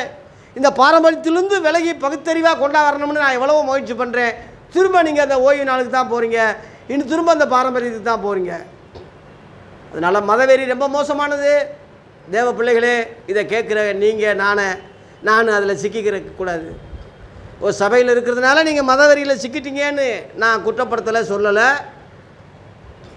அந்த பாரம்பரிய அந்த யோசனைகளுக்கு நம்ம உட்படாமல், தண்ணியில் இருந்தாலும் தாமரையில் தண்ணி ஒட்டாத மாதிரி நீங்கள் ஒரு சபையில் இருக்கலாம், அவங்களுடைய பாரம்பரிய காரியங்களுக்கு உடன்படாமல் இயேசு கிறிஸ்துடைய வழியிலே தொடர்ந்து பயணிப்போம். அதனால் உங்களை யாரும் குற்றப்படுத்த மாட்டாங்க, அதனால் உங்களை யாரும் குறை சொல்ல மாட்டாங்க. அந்த மாதிரி நம்ம வரும்போது அவங்களே யோசிப்பாங்க, முன்னாடி இந்த மாதிரி மத வைராக்கியமாக இருந்தவன் இன்றைக்கி ஏன் இப்படி இருக்கான்னு சொல்லி உங்கள் மாற்றங்களை பார்ப்பாங்க, உங்கள் வித்தியாசங்களை பார்ப்பாங்க. அதை கேட்டு ஒருத்தன் வந்தால் அவனுக்கு நீங்கள் சத்தியத்தை சொல்லுங்கள், அவன் கண்கள் திறக்கும். எங்கே இருந்தாலும் சரி, பரலோகத்தில் மெம்பராக சேருங்க, பூலோகத்தில் எழுதுறதில்லை. உங்கள் பேர்கள் பரலோகத்தில் எழுதுனதுக்காக சந்தோஷப்படுங்கன்னு சொல்லி லூக்கா 10:20 சொன்னார் இயேசு. பூமியில் எழுதுனதுன்னு சொல்லலை, பரலோகத்தில் எழுதப்பட்டதுன்னு சொல்கிறார். ஆகவே இந்த இயேசு கிறிஸ்து நியாயாதிபதியாக இருக்கிறார் என்ற ஒரு ரகசியத்தை இந்த 5 அதிகாரத்தில் இருக்குது. அதை சொல்லி நான் முடிக்க போகிறேன். ஆகவே அதிக கேடானது ஒன்றையும் உனக்கு வராதபடி இனிமேல் நீ பாவம் செய்யாத. இது வரைக்கும் செஞ்சது சரிதான், மன்னிச்சிட்டேன், ஏற்றுக்கிட்டேன், இனிமேல் செய்யாதே. அப்படின்னா அர்த்தம் என்னென்னா, ரட்சிக்கப்பட்ட பிறகு, மனம் திரும்பின பிறகு திரும்ப திரும்ப ஒருத்தன் தொடர் பாவங்கள் செய்வானானா, துணிகரமாக செய்வானானால், அதாவது அறிஞ்சு துணிகரமாக செய்தா திரும்ப ஒரு மன்னிப்பு, ஒரு பலி செலுத்துறது அவனுக்கு இல்லைன்னே இருக்குது. எபிரேயர் 10ஆம் அதிகாரத்தில் போட்டிருக்கு, 26 நீங்கள் படிச்சிங்கன்னா மனப்பூர்வமாக பாவம் செய்தா அப்படின்னு போட்டிருக்கு. அதிலிருந்து 29 வரை நீங்கள் பார்த்தீங்கன்னா, மனப்பூர்வமாக ஒருத்தன் திரும்ப பாவம் செய்தா, கிருபையின் ஆவியை நிந்தித்தா, இயேசுவை மறுபடியும் சிலுவையில் அறைஞ்சா, திரும்ப அவருடைய கிருபையின் ஆவியை நிந்தித்தா, அவனுக்கு திரும்ப மன்னிப்பு கிடையாது, அவனுக்கு திரும்ப நிலைமைக்கு வர முடியாதுன்னு போட்டிருக்கு. அப்போஸ்தலர் சொல்கிறாங்க, அறிஞ்சவனுக்கு அநேக அடி தானே, அறியாதவன் யாராக இருந்தாலும் மன்னிப்பு உண்டு. அப்போ ஆண்டவர் இவன் எந்த மதமோ எந்த ஜாதியோ இனிமேல் நீ பாவம் செய்யாதப்பா அதிக கேடு இது வரைக்கும் உள்ளதை நான் ஏற்றுக்கிறேன், நான் தான் பொறுப்பு ஏற்றுக்கிறேன். என் தழும்புகளால் நீ குணமாகு, நான் அதை பொறுப்பு எடுத்துக்கிறேன். இனி பாவம் செய்யாத, போ, நல்லாரு. எவ்வளவு இரக்கமாக இருக்கார், எவ்வளோ கிருபையாக இருக்கார். இது எல்லாரும் தான், எல்லா ஜாதிக்கும் தான், எல்லா மதத்துக்கு தான், எல்லா ஆளுகளுக்கு தாயா, இது குறிப்பிட்ட மக்களுக்கு அல்ல. இயேசுவை கொலை செய்ய பார்த்தாங்க. 16ஆம் வசனத்தில் இவன் இயேசு தான் சுகமாக்கினாருன்னு யூதர்களுக்கு சொல்லிட்டான். 15. 16 இயேசு இவைகளை ஓய்வு நாளில் செய்தபடியால் யூதர்கள் அவரை துன்பப்படுத்தி அவரை கொலை செய்ய வகை தேடினார்கள். பாருங்க, கொலை செய்யக்கூடிய அளவுலையா அது பெரிய பாவம், பெரிய குற்றமாயிடுச்சு. சுகமாக்கினது, ஒருத்தன் 38 வருஷமாய் எந்திரிக்க முடியாதவனை சுகமாக்கினது ஒரு குற்றமா? அது எந்த நாளாக இருந்தா என்ன? இந்த ஒரு புரிதல், மனிதாபிமான பகுத்தறிவு, நல்ல எண்ணம் யூதர்களுக்கு இல்லாதனால இயேசுவையே கொலை செய்ய நினைக்கிறாங்க. அதே யூதர்களைப் போல இன்னைக்கு மதவெறியா சபை இருந்தா, ஒரு பிஷப் இருந்தா, ஒரு பாஸ்டர் இருந்தா, ஒரு சாபனம் இருந்தா, நல்ல காரியங்களுக்கு எதிர்ப்பாங்க, தடை செய்வாங்க. கொலை செய்யக்கூடிய அளவில் ஒரு வெறி இங்கே வந்த மாதிரி இவங்களுக்கு இரக்கம் இல்லாமல் அந்த ஊழியக்காரனே புறக்கணிப்பாங்க, வைவாங்க, திட்டுவாங்க, இல்லாத பொல்லாத வார்த்தையெல்லாம் சொல்லி புறக்கணிப்பாங்க. அதே தான் இன்றைக்கி. அதை குறித்து நம்ம பயப்படவோ கலங்கப்படவோ கவலைப்படவோ கூடாது. இயேசு சொல்கிறார் அவங்கள பார்த்து 17, என் பிதா இதுவரைக்கும் கிரியை செய்து வருகிறார், நானும் கிரியை செய்து வருகிறேன். அவர் ஓய்வு நாள் கட்டளை மீறுதனம் அல்லாமல் தேவனை தம்முடைய சொந்த பிதான்னு சொல்லி தேவனுக்கு சமமாக்கிட்டாரான்னு சொல்லி இன்னும் அதிகமாக கொலை செய்ய நினச்சாங்க. இது ஒரு மேலும் மேலும் மேலும் மேலும் சத்தியம் சொல்ல சொல்ல புரிஞ்சுக்கிறாம கொலை செய்யத்தான் பார்த்தாங்க, வெறியாத்தான் இருந்தாங்களே தவிர வேறு அல்ல. இயேசு அவங்கள பார்த்து சொல்கிறாரு 19, மெய்யாகவே மெய்யாகவே நான் உங்களுக்கு சொல்கிறேன், பிதாவானவர் செய்ய குமாரன் காண்கிறது எதுவோ அதை அன்றி வேறு ஒன்றையும் அவர் தாமா செய்ய மாட்டார்ப்பா.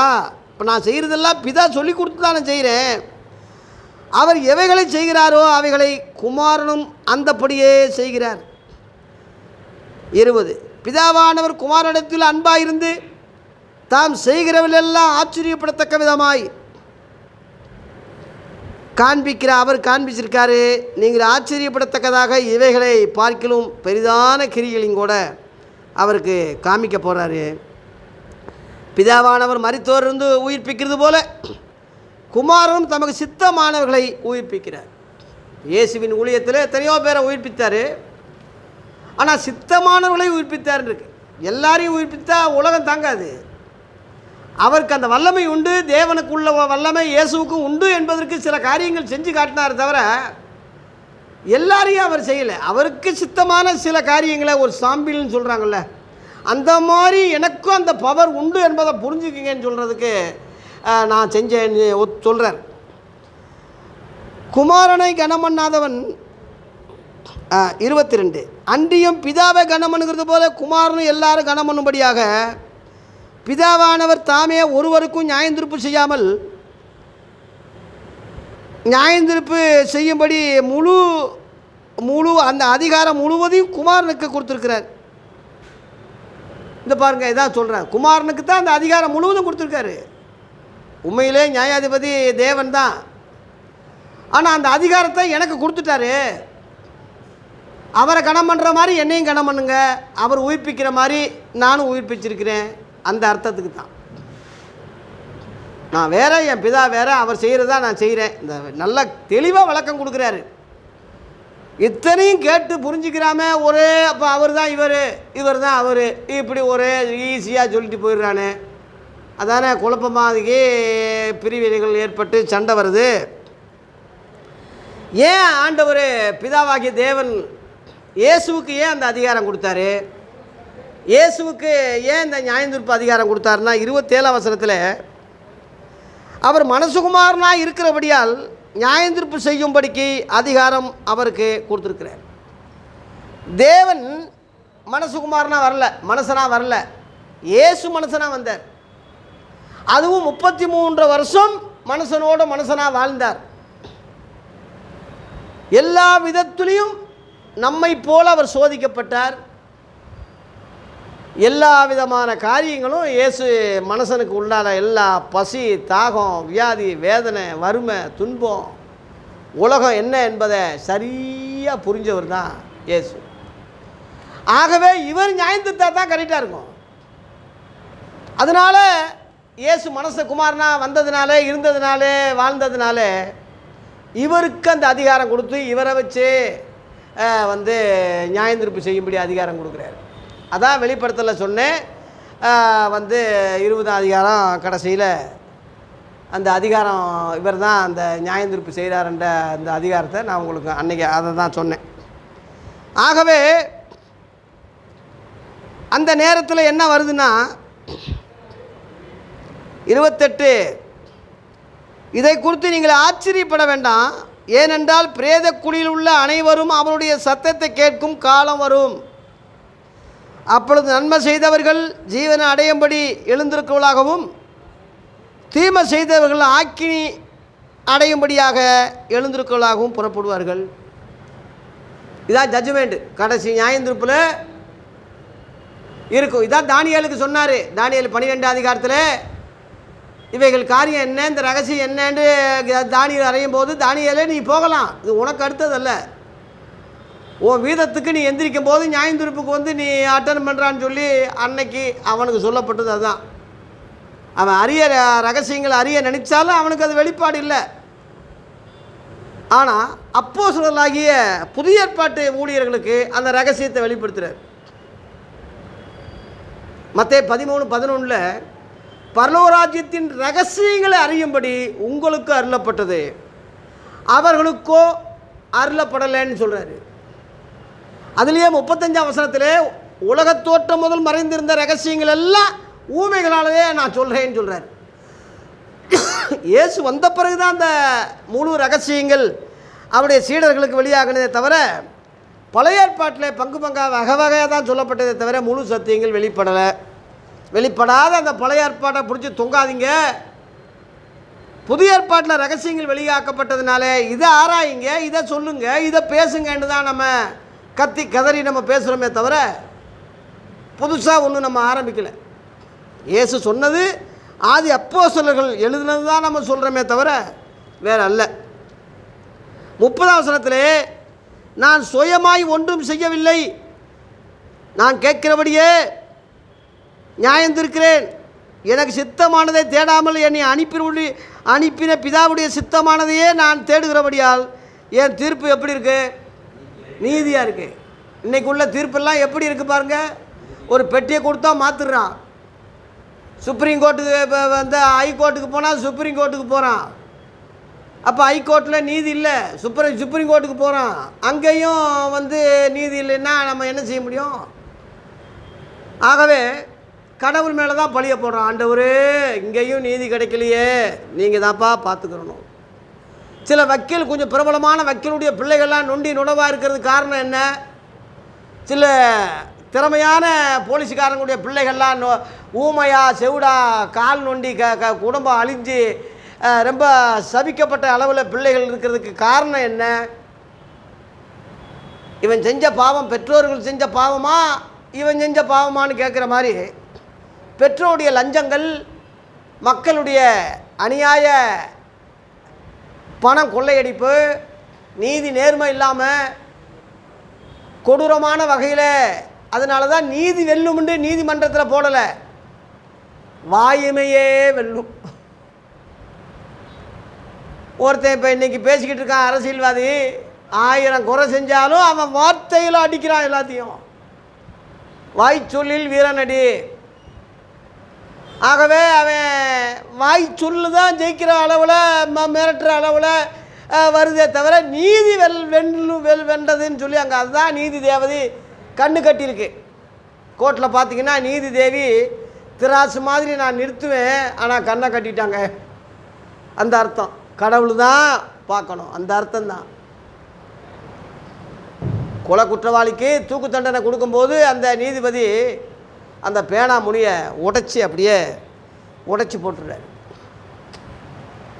நியாயமான தீர்ப்பு சொன்னாலுமே அது தப்பு தான். என்னுடைய காரியம் ஒரு வேளை தவறாக போயிடும், தவறான தீர்ப்பு நான் கொடுத்த மாதிரின்னா அது சரியில்லை, அந்த அர்த்தம் அவனே அதை சொல்லாமல் சொல்கிற மாதிரி தான். ஆகவே இந்த உலகத்தில் நீதிபதி எந்த ஜட்ஜ்மெண்ட், எந்த கோர்ட்டு, எந்த ஒரு காரியம், எந்த ஒரு வழக்கு, எந்த இது இல்லை. கடைசியில் தேவன் பட்சபாதம் இல்லாமல் இயேசு ஒருவர் தான் செய்கிறார். அதான் என் தீர்ப்பு கரெக்டுன்னு சொன்னார். கரெக்டாக என் தீர்ப்பு இருக்கும். அதனால தான் இயேசுவை பிதாவாகவே கும்பிட்டாங்கன்னு இருக்கு. ஆதி கிறிஸ்தவங்க 1 பேதுரு 1:17 இருக்குது. 1 பேதுரு 1:17 ஆதி கிறிஸ்தவங்க இயேசு ஜட்ஜ்மெண்ட் செய்கிறதுனால, நியாயந்தீர்ப்பு செய்கிறதுனால பிதாவாகவே இவரை தொழுது கொண்டு வந்ததாக பேதுரு எழுதுறான். படிங்க. அன்றியும் பட்சபாதம் இல்லாமல் அவனுடைய கிரிகளின்படி நியாயம் தீர்க்கிறவரை பிதா அல்ல, பிதாவாக தொழுது கொண்டு வருகிறபடியால். கவனிங்க, இப்போ இயேசுவை பிதாவாக தொழுது கொண்டு வர்றது தப்போ பாவமோ குற்றமோ வேண்டாம்னு பேதுரு சொல்லலை. ஆனால் பிதா வேற, குமாரனாகிய இயேசு வேற. இயேசுவை பிதாவாக, நித்திய பிதாவாக, சர்வத்துக்கும் மேலான தேவனாக, மெய்யான தேவனாக நம்ம ஏன் சொல்கிறோம்னா, தேவனை போலவே இவர் நியாயந்திருக்கிறார். தேவனுடைய அதிகாரம் முழுவதும் இவர் கையில் இருக்கு. இவர் அந்த நியாயாதிபதியாக இருக்கிறார், கரெக்டாக செய்கிறாரு. ஏன் அப்போ தேவனை செஞ்சுட்டு போனால் என்னன்னா, தேவன் மனுஷனாக வரல, இவர் தான் மனுஷனாக வந்தார். அந்த வார்த்தை மாம்சமானார், இவர் தான் அந்த வந்தார், தவிர தேவன் வரல. வராத தேவன் செஞ்சாலும் கரெக்டாக தான் இருக்கும். இருந்தாலும் வந்த இயேசுவை கொண்டு செய்வது தான் தேவ ஞானம். யாரும் சாக்கு போக்கு சொல்ல முடியாது. சிலர் சொல்லுவாங்க, தேவனுக்கு என்ன தெரியும், ஒருத்தன் பாட்டு பாடுறான்ல, கடவுள் மனிதனாக பிறக்க வேண்டும், காதலித்து வேதனைகள் வாடணும்னு ஒருத்தன் பாடுறான். அவர் மனுஷனாக வந்திருந்தா தாண்டா தெரியும் நாங்கள் படுற கஷ்டம், அந்த அர்த்தம் தான். அப்போ மனுஷனாகவே கடவுள் வந்து பாடுபட்டு எல்லாம் செஞ்சுட்டா அடுத்து அந்த பாட்டு பாட மாட்டான்ல, அந்த மாதிரி தான் இயேசு தேவனோடு ஆதியில் இருந்தவர். தேவனுக்கு சமமாக இருப்பதை கொள்ளையாடின பொருளாக எண்ணாமல் அடிமையின் ரூபம் எடுத்து மனுஷ சாயில் வந்து 33 வருஷம் ஒரு மனுஷனாகவே வாழ்ந்து மனுஷகுமாரன் பேர் பெற்று எல்லா விதத்துலையும் நம்மை போல அவர் பாடுபட்டதுனால, பாவம் இல்லாத இருக்கிறதுனால நியாயாதிபதி என்ற அதிகாரத்தை அவருக்கு தேவன் தர்றாரு. அந்த நியாயந்தீர்ப்பு கரெக்டாக இருக்குன்னு சொல்கிறாரு. அதனால் அவர் வந்து மேன்மையான சாட்சி பெறுகிறார். 32 என்னை குறித்து சாட்சி கொடுக்கிறவர் வேறொருவர் இருக்கார். அவர் என்னை குறித்து கொடுக்குற சாட்சி மெய்யான சாட்சி என்று அறிந்திருக்கிறேன். அந்த சாட்சி தான் தேவன் பிதாவாகிய தேவன் கொடுக்குற சாட்சி. யோவான் கொடுத்த சாட்சி இல்லை. யோவான் சாணகன் சாட்சி கொடுத்தான்ல, நீங்கள் யோவானுக்கு ஆள் அனுப்பி விசாரித்தீங்க. 33 அவன் சத்தியத்தை குறித்து சாட்சி கொடுத்தான். நான் ஏற்றுக்கொள்கிற சாட்சி மனுஷனுடைய சாட்சி அல்ல, அதாவது யோவான் சாணகனுடைய சாட்சியை நான் ஏற்றுக்கிறலன்னு சொல்கிறாரு. நீங்கள் ரட்சிக்கப்படுவதற்கு தான் இதை நான் சொல்கிறேன். அவனை எரிந்து பிரகாசிக்கிற விளக்காக இருந்தால் சில நாளும் நீங்கள் அவனை வந்து களி கூற மனதாக இருந்தீங்க. கொஞ்சம் காலம் அவன் இருந்தான், உண்மைதான். ஆனால் யோவானுடைய சாட்சியை பார்க்கலும். பாயிண்ட் 36 மேன்மையான சாட்சி எனக்கு உண்டு. அது என்னவெனில், நான் நிறைவேற்றும்படி பிதாவானவர் எனக்கு கற்பித்ததும் நான் செய்து வருகிறதுமான கிரியைகளே பிதா என்னை அனுப்பினார் என்று என்னை குறித்து சாட்சி கொடுக்கிறது. கவனிங்க, இன்றைக்கி மனுஷன் எவ்வளவோ சாட்சி கொடுக்குறான். இயேசு அப்படிப்பட்டவர், இப்படிப்பட்டவர் மனுஷனுக்கு அவன் சொல்கிறான். ஆனால் அதை ஆண்டவர் வந்து மெச்சி ஏற்றுக்கிட்டு பரவாயில்லையே, என்னை பற்றி நல்லா கூவுறிய, இன்னும் நல்லா கூவுப்பான்னு சொல்லி இன்றைக்குள்ள அரசியல்வாதிக மாதிரி சொல்கிறவர் அல்ல இயேசு. அவரை குறித்து சாட்சி கொடுக்குறவர் தேவன். இதோ என்னுடைய நேசகுமாரன், இவரில் பிரியமாக இருக்கிறேன், இவருக்கு செவி கொடுங்கன்னு சொல்லி மத்தேயு 17 மோசே இருந்தாலும் எலியா இருந்தாலும் இயேசுவுக்குத்தான் செவி கொடுங்கன்னு சாட்சி கொடுத்தார், தவிர எல்லாருக்கும் செவி கொடுங்கன்னு சொல்லலை. இயேசு வராத காலத்தில் மோசையை கொண்டு பேசினார், எலியாவை கொண்டு தீர்க்க தரிசனம் சொன்னார், மறுக்கலை. இயேசு வந்த பிறகு இவர் தான் என் நேசகுமாரன், அவங்கெல்லாம் தீர்க்கதரிசிக, இயேசு தான் அந்த எனக்குரியவர், எனக்கு பிரியமானவர், இவரை நான் தான் அனுப்புனேன், இவருக்கு செவி கொடுங்கன்னு முழு உலக மக்களுக்கு சொல்லிட்டாரு.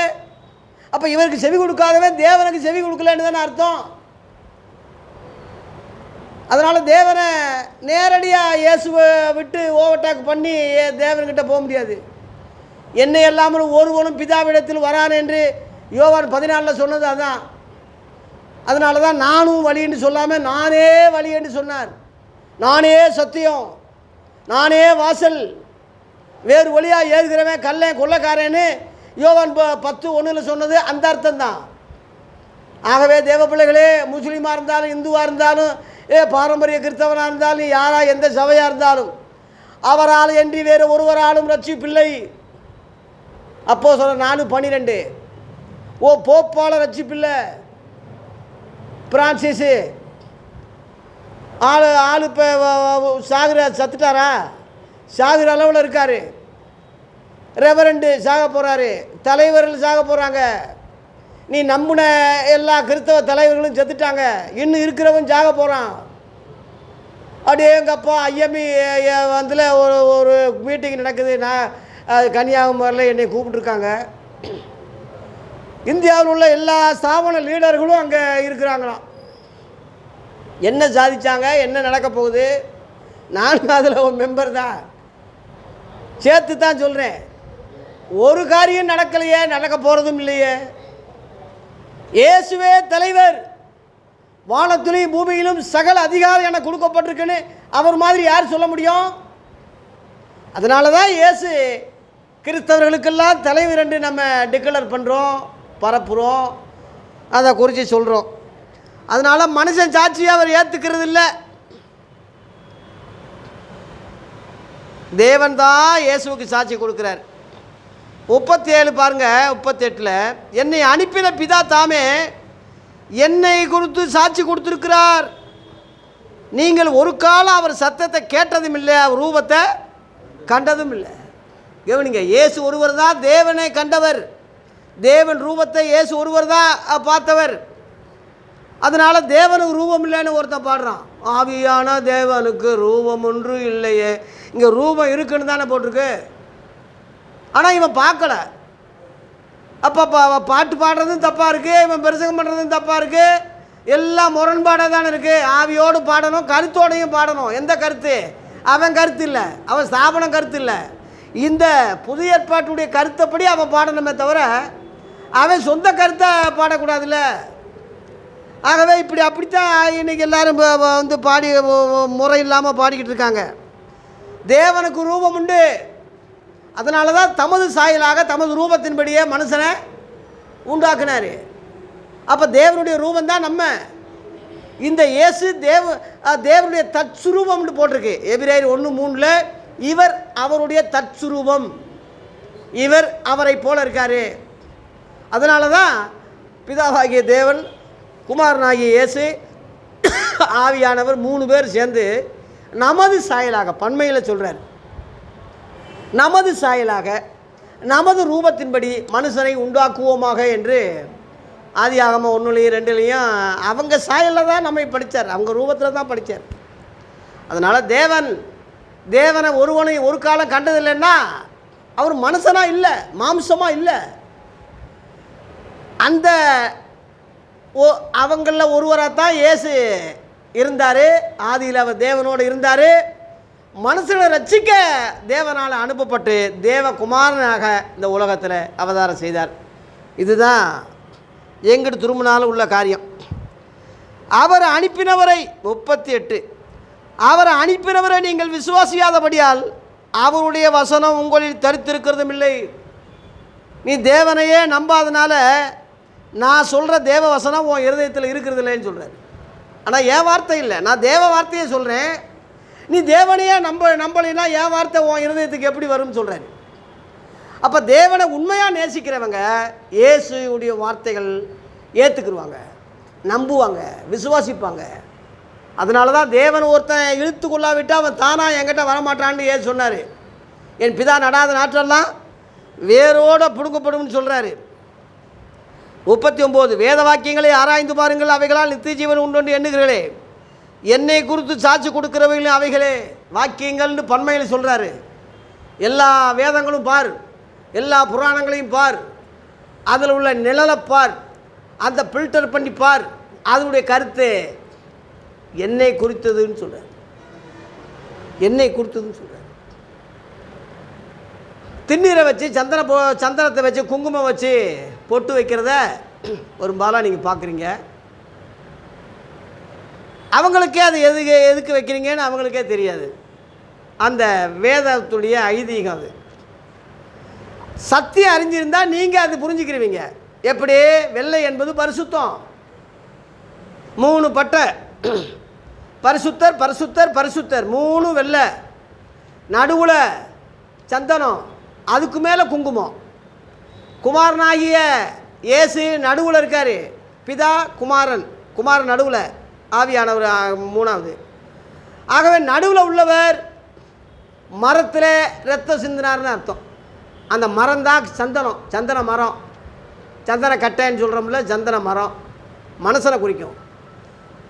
அப்போ மரத்திலே அந்த ரத்தம், குங்குமம், ரத்தம் சிந்தினார் மரத்திலே, இப்படி சொல்ல வேண்டியதாக இருக்குமே. மற்றபடி வேறு என்ன, அவங்க யார், எதுக்காக? எல்லாமே அர்த்தமுள்ள இந்து மதம்னு கண்ணதாசன் சொன்னது 100க்கு 100 உண்மை. கடைசியில் அந்த அர்த்தத்துக்குரியவரெல்லாம் இயேசு என்று இயேசு காவியத்தில் சொல்லி தான் முடித்து கடைசியில் இறந்தார். ஒருவேளை தெரியாமையே இருந்திருந்தா அர்த்தமுள்ள இந்து மதம்னு அதோடு தான் ஸ்டாப் பண்ணியிருப்பான். தெரிஞ்சு இருந்ததுனால அந்த அர்த்தத்துக்குரியவர் இயேசுன்னு நம்ம இப்போ முடிவு பண்ணுறோம். அது மாதிரி புராணங்களில், இதிகாசங்களில், இஸ்லாமிய கொள்கையில் எல்லாமே அர்த்தம் உண்டு. யாரையும் நமக்கு வையவோ குறை சொல்லவோ கூடாது. அதெல்லாம் நிழல், பழைய ஏற்பாடு மாதிரி நிழல். பழைய ஏற்பாடை உதாரணம் சொல்கிற மாதிரி இதையும் உதாரணம் சொல்லலாம். பழைய ஏற்பாட்டு நிழலை நிஜம்னு இயேசு சொல்கிற மாதிரி இந்த நிழலையும் இயேசு நிஜம்னு சொல்லலாம். அதான் வேத வாக்கியங்கள் எல்லாம் பாருங்கள், என்னை குறித்து சாட்சி கொடுக்குதுன்னு சொல்கிறாரு. அந்த அர்த்தத்துக்கு தான் இந்த புரிதல் கிறிஸ்தவங்களுக்கு என்னைக்கு வருதோ அன்னைக்கு தான் முழு உலக மக்கள் ஜாதி மதம் வித்தியாசம் இல்லாமல் ரசிக்கப்பட முடியும். அப்படி இருந்தும் 40, அப்படி இருந்தும் உங்களுக்கு ஜீவன் உண்டாகும்படி என்னிடத்தில் வர்றதுக்கு உங்களுக்கு என்ன இல்லை, மனம் இல்லைன்னு சொல்கிறாரு. இன்னும் எத்தனையோ பேருக்கு மனசு இல்லாமல் இருக்கு. இயேசு என்னையா பாவம் செஞ்சார்? இயேசு வெறுக்கிறதுக்கு என்ன முகாந்தரம் இருக்குது? ஏதாவது முகாந்தரம் சொல்லுங்கள். இந்த காரியத்தில் இவரை வெறுக்கிறோம்னு யாராவது சொல்லுங்கள் பார்ப்போம். யோவான் 8:46 சவால் விடுறாரு. என்னிடத்தில் பாவம் உண்டு, உங்களில் யார் என்னை குற்றப்படுத்தக்கூடும்? இது வரைக்கும் யாராவது பதில் சொல்ல முடியுமா? முடிஞ்சதா? துப்பு இருக்கா?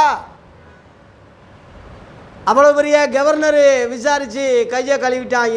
இவன் மேலே எந்த குற்றமும் இவர் மேலே இல்லை. காட்டி கொடுத்தவனே மனச்சாட்சியில் குத்தப்பட்டு செத்துட்டான்னா பாருங்களேன், அவ்வளவு பரிசுத்தர். அப்போ ஏப்பா மனசு இல்லை, என்னை ஏன் ஏற்றுக்கிறல? நீ நல்லவனாக இருக்கிறதுனால தான்ப்பா ஏற்றுக்கிறலன்னு சொல்கிறான் ஒருத்தன். இவ்வளோ பரிசுத்தமாக இயேசு இருக்கிறதுனால நாங்கள் ஏற்றுக்கிற முடியல. ஏன்னா பரிசுத்தமாக இவன் இருக்க முடியாது. இவர் கஞ்சா அடிச்சுக்கிட்டு தண்ணி அடிச்சுக்கிட்டு தெரிஞ்சிருந்தா அவங்களோட நாங்களும் ஜாலியாக விருந்து கொண்டாடி நாங்களும் செய்வோம். உலக பிரகாரமாக பாலியலில் உலக பிரகாரமாக எவ்வளவு செஞ்சாலும் தப்பு இல்லைன்னா நாங்களும் செய்யலாம், என்ஜாய் பண்ணலாம். இவர் முற்றிலும் பரிசுத்தராக இருக்கிறதுனால பக்கத்திலே வர முடியாதுப்பா. அதான் பொல்லாங்கு செய்கிற எவனும் ஒளியை பகைக்கிறான். யோவான் 3:19. தன் கிரியைகள் கண்டிக்கப்படாதபடி ஒளியினிடத்தில் வராதிருக்கிறான். அதுக்காகத்தான் இயேசு மேலே எந்த குற்றம் கிடையாது. நியாயத்தீர்ப்பில் சொல்லுங்க பார்ப்போம். மனுஷரால் மகிமையை நான் தேடுறதில்லை. 41. உங்களில் தேவ அன்பு இல்லை என்று உங்களை நான் அறிஞ்சிருக்கேன். நான் என் பிதாவின் நாமத்தினாலே வந்திருந்தும் நீங்கள் என்னைய ஏற்றுக்கொள்ளவில்லை. வேறொருவன் தன் சுய நாமத்தினாலே வந்தா அவனைத்தான் நீங்கள் ஏற்றுக்கிறவங்கன்னு சொன்னார். இது யாருன்னா அந்தி கிறிஸ்து. அந்தி கிறிஸ்து சுய நாமத்தில் வரப்போகிறான். 2 தெசலோனிக்கேயர் 2 பவுல் சொல்கிறான், கேட்டின் மகன் பாவ மனுஷன் தேவனை போல வருவான், தேவனுக்கு சமமாக்குவான், தன்னைத்தான் தேவன் என்று சொல்லுவான், தேவனுக்கு மேலாக தன்னை உயர்த்த போகிறான். அவனை தாயா ஏற்றுக்கிற போகிறாங்க இந்த யூதர்கள். இன்ன வரைக்கும் யூதர்கள் இயேசுவை தேவகுமாரனை ஏற்றுக்கிறல. இப்போ வரைக்கும் அந்தி கிறிஸ்துவை ஏற்றுக்கிற போகிறாங்க. ஏன்னா அவன் கோயில் கட்டி கொடுக்க போகிறான். இப்போ எருசலேமில் தேவாலயம் இல்லை, தேவாலயம் கட்டி கொடுக்க போகிறான். அவனை 7 வருஷம் உடன்படிக்கை பண்ணி அவனை கடவுளாக ஏற்றுக்குருவாங்க கிறிஸ்துன்னு சொல்லி. இதுதான் இன்றைக்கி நடக்க போகுது. அன்னைக்கே இயேசு சொன்னார், நான் ஒரிஜினலாக வந்திருக்கேன், நீ நம்பலை. நீங்கள் இன்னொருத்தன் சுயநாமத்தில் வருவான், அவனைத்தான் நீங்கள் ஏற்றுக்கிற போகிறீங்கன்னு சொல்லி ஆண்டவர் சொன்ன தீர்க்க தரிசனம் நிறைவேற போகுது. இன்றைக்கி இந்த கடைசி காலத்தில் நம்ம வந்திருக்கிறோம். ஆகவே நான் முடிக்கிறேன். 45 பிதாவினிடத்தில் நான் உங்கள் மேலே குற்றம் சாட்டுறேன்னு நினைக்காதீங்க. நீங்கள் நம்புகிற மோசையே உங்கள் மேலே என்ன செய்வான்? குற்றம் சாட்டுவான். நியாயத்தீர்ப்பு நாளில் மோசே எழும்பி, ஏய் உங்களில் ஒரு சகோதரர்களில் உங்களில் ஒரு தீர்க்கதரிசி எழும்ப பண்ணுவேன்னு நான் சொன்னேன்ல, இவர் தான்ப்பா, இவரை பற்றி தான்ப்பா நானும் இவரை அறியாமல் இருந்தேன், இவரை பற்றி தான்ப்பா சொன்னேன், நீங்கள் இவரை ஏற்றுக்கிறாமல் சிலுவில் அறிஞ்சு கொண்டீங்களே பாவிகளே அப்படின்னு அந்த நீங்கள் எதை நம்புகிறீங்களோ அந்த மோசே தான் உங்களை குற்றப்படுத்துவானே தவிர நான் குற்றப்படுத்த மாட்டேன்னு சொல்கிறாரு.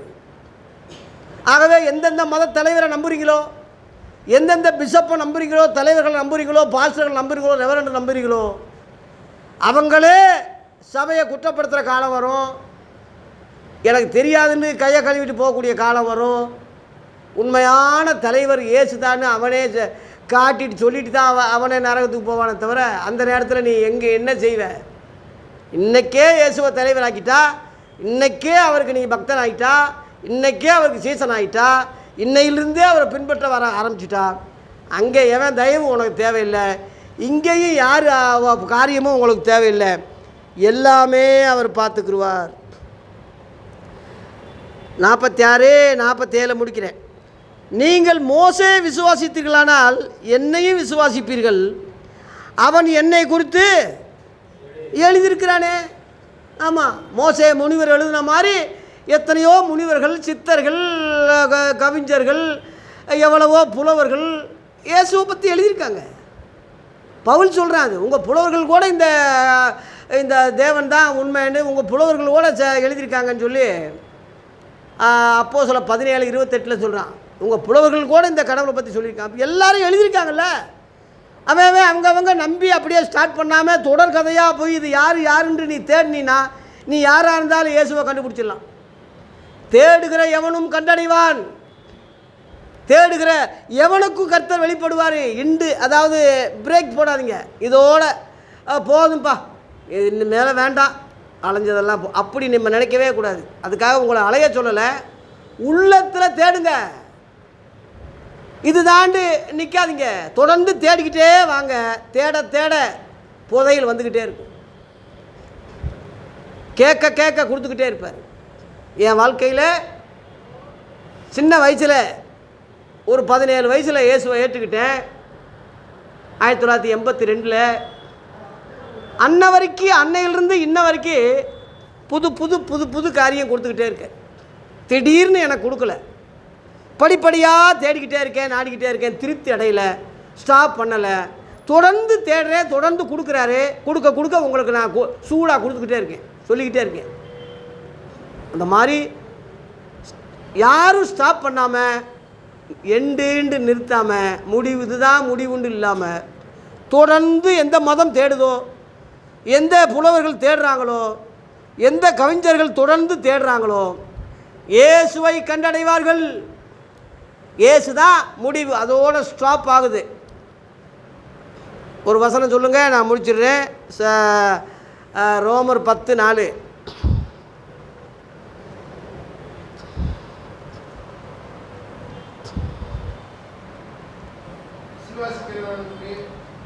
விசுவாசிக்கிறவனுக்கு நீதி உண்டாகும்படியாக கிறிஸ்து நியாயப்பிரமாணத்துக்கு அவர் தான் முடிவு, அதுக்கு மேலே கிடையாது. நியாயப்பிரமாணம் முழுவதும், வேதங்கள் முழுவதும், சத்தியங்கள் முழுவதும், புலவர்கள் முழுவதும் என்னை குறித்து தான் எழுதியிருக்காங்க. நீ அதையே நீ நம்பலினா என்னை எப்படிப்பா நம்புவ? அதனால் மற்ற மதங்களை இயேசு குறை சொல்லலை, குற்றஞ்சாட்டில். அதெல்லாம் நித்திய ஜீவன் உண்டு, நல்லது தான் சொல்லியிருக்காங்க. ஆனால் அந்த நல்லது என்னை குறித்து தான்ப்பா சொல்லியிருக்காங்க. அது ஓமானமாக, உதாரணமாக, நிழலாக சொல்லப்பட்டிருக்கு. நான் தான்ப்பா நிஜம், வந்துட்டேன்ப்பான்னு சொல்கிறேன். முஸ்லீமோ, இந்துவோ, பாரம்பரிய கிறிஸ்தவனோ, இல்லை எந்த மதக்காரங்களாக இருந்தாலும் இதுதான் உண்மை, இதுதான் சத்தியம். இயேசுவே வழி, இயேசுவே சத்தியம், இயேசுவே ஜீவன். அவரால் என்று வேறு ஒருவராலும் ரட்சிப்பில்லை. அவரே எல்லா பாவங்களையும் சுமந்து தீர்த்து உலக இரட்சகராய் ஆனார்.